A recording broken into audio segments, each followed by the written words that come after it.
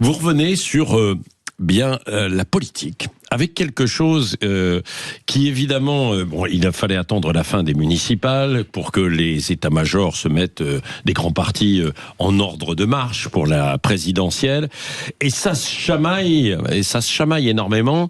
Et il y a la stratégie des primaires qui devrait normalement s'imposer, mais c'est pas aussi évident que ça. Oui, Patrick. En théorie, elle devrait s'imposer. En théorie, tout pousse à faire des primaires à droite comme à gauche. Mais comme disaient des proches, on adorerait vivre en théorie. Dans la réalité, il en va tout autrement. Or, ce petit monde vit dans la dispute permanente. Sur le papier, vous avez raison, Patrick. Pour avoir une chance d'aller au second tour, la gauche modérée et la droite non RN doivent chacune d'elles présenter un seul candidat, capable de rassembler le plus largement possible. Donc, il ne faut pas multiplier les candidats, tomber dans une sorte d'inflation des candidatures. D'où l'impérieuse nécessité d'avoir des primaires. Oui. Ce qu'a dit d'ailleurs hier David Lisnard, parce que David Lisnard se lance dans la bataille de la présidentielle, mais il dit qu'il faudrait de la primaire. Alors est-ce que justement se préparent deux primaires, une à droite et une à gauche? Alors, se prépare, oui. Alors, c'est pas sûr du tout en vérité. C'est la foire d'un point dans les deux camps, comme je l'ai dit. Tenez, à droite, on prend l'exemple de la droite. Tout le monde veut sa version. Bruno Retailleau veut aller à la présidentielle, quel que soit le moyen. Il ne s'opposerait pas à une primaire interne. Interne, ça veut dire limité aux sympathisants LR. Normal, évidemment, il en est issu. Autrement dit, pas grand monde. Ça n'a pas porté chance à Valérie Pécresse, vous vous en souvenez, lors des dernières présidentielles.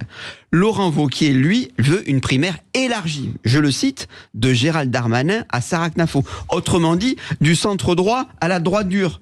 Pas question, répond Gérard Larcher, qui est l'influent patron du Sénat, qui est désireux de rester à distance de cette droite reconquête. Donc, chacun y va de sa formule, c'est un peu le concours Lépine de la primaire, au risque de l'éparpillement des candidatures. Oui, c'est vrai. Et puis je le rappelle, Lisnard, donc hier, il s'est exprimé, on l'a entendu ce matin dans la matinale, il s'est exprimé aux 20h pour dire qu'il y allait, mais qu'il voulait quand même une primaire. Alors bon, on a vu à droite, où donc c'est peut-être un suicide collectif qui s'annonce. Voyons maintenant à gauche. Alors à gauche, c'est pas mieux du tout. La primaire doit se tenir en octobre. Là aussi, il s'agit de créer un rassemblement, hors LFI naturellement, pour accéder au second tour, le fameux Graal.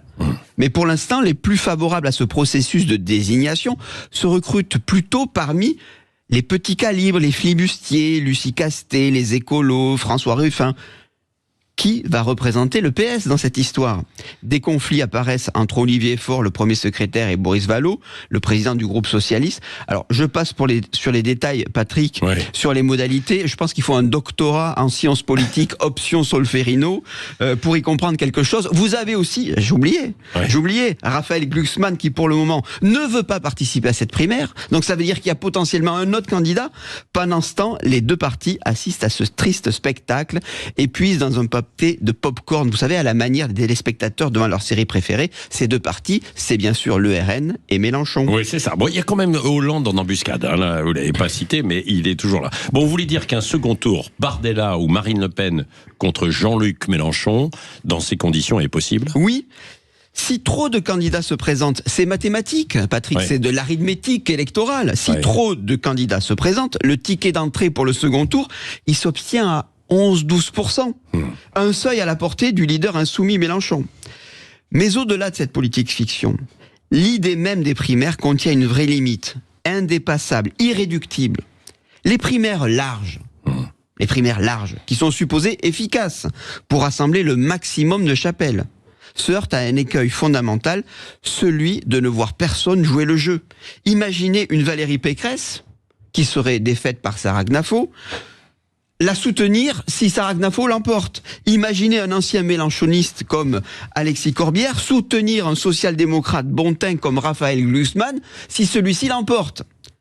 L'avant-primaire est un théâtre lyrique, mais l'après-primaire risque de tourner à l'opéra bouffe. Merci Franck Dedieu, vous revenez